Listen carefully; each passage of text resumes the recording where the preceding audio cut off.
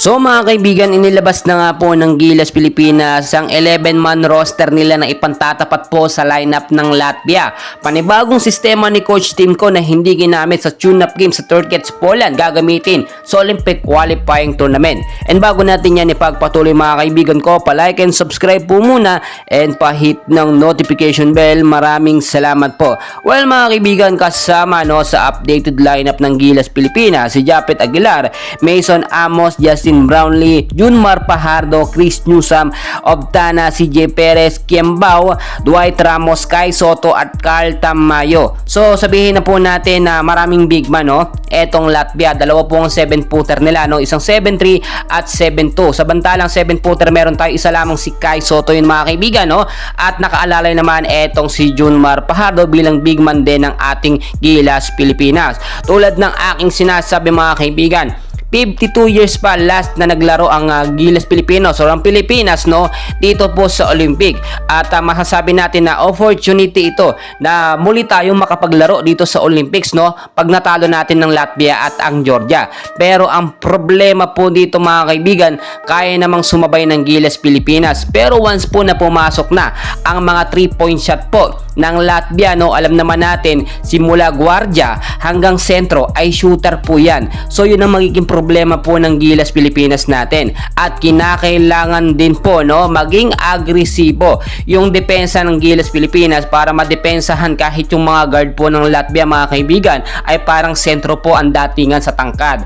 So kung titignan po ninyo hindi rin isinama sa lineup etong si Scottie Thompson, at dapat nga sana noon pa man pasama itong si Ren Sabando. Taga-distract po yan ng mga 3-pointer po ng kalaban. Kahit maliit lamang si Ren Sabando mga kaibigan, kapag tumalo naman yan parang 7-footer po. Yun po ang sinasabi ko na dapat noon. Pero syempre alam naman ni Coach Timko na mangyayari sa laban kontra sa Latvia sa Olympic qualifying tournament. Hindi na nga po gagamitin ni Coach Timko ang PBA style niya sa Hinebra dito sa Gilas Pilipinas, bagkos European style po na laro ang gagamitin ni Coach Timko. Kasama din dyan ang triangle offense na pangmalakasan natin.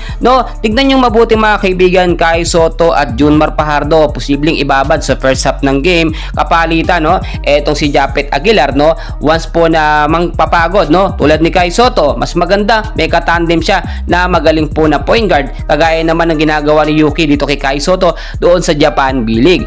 Mangyayari kasi dito, lalabas lamang ang galing ng ating Gilas Pilipinas player kung magagaling din po ang kanilang mga kakampi. Si Justin Brownlee, marami nang napatunayan mga kaibigan, kahit nga po doon sa tune-up game sa Poland, which is pang rank 15 po yun mga kaibigan, pang rank 37 ng Gilas Pilas ay nakapalag tayo kahit papaano. So may mga nagsasabi na malabo daw manalo ang Gilas Pilipinas. Hindi pa nga nagsisimula, pinapangunahan na po natin dapat suportahan natin ang Gilas Pilipinas. Dalawang sistema ang gagamitin yan ni Coach Timko mga kaibigan. Yung triangle offense, which is minsan hindi natin napapansin pero gumagana po yan sa loob kapag magkakasama at nagkakaroon ng chemistry at momentum ang mga player po ng Gilas Pilipinas. Yung European style po na laro ng Gilas Pilipinas na natutunan sa tune-up game kaya kung napapansin niyo nung nakaraan ay sobrang galit na galit. Talagang si Coach Timko, first time natin nakita ang tutok na gano'n dito sa Gilas Pilipinas. Ibang lahi man, banyaga man itong si Coach Timko, pero yung pagpupursige niya na manalo ang Gilas Pilipinas at makapasok sa Olympics ay ganun na lamang po. Mas maganda yung sistema ni Coach Timko dahil hanggang plan C ay meron po siya kapag ka nagkaroon ng problema ang mga player. Kaya naman tuloy-tuloy yung suporta sa Gilas Pilipinas. Ang unang magiging laban po nila mga kaibigan, abangan po natin yan and hopefully talaga manalo tayo sa panibagong sistema ni Coach Timko. Diyan lamang po kayo, please huwag pong kalimutan mag-like and subscribe. Maraming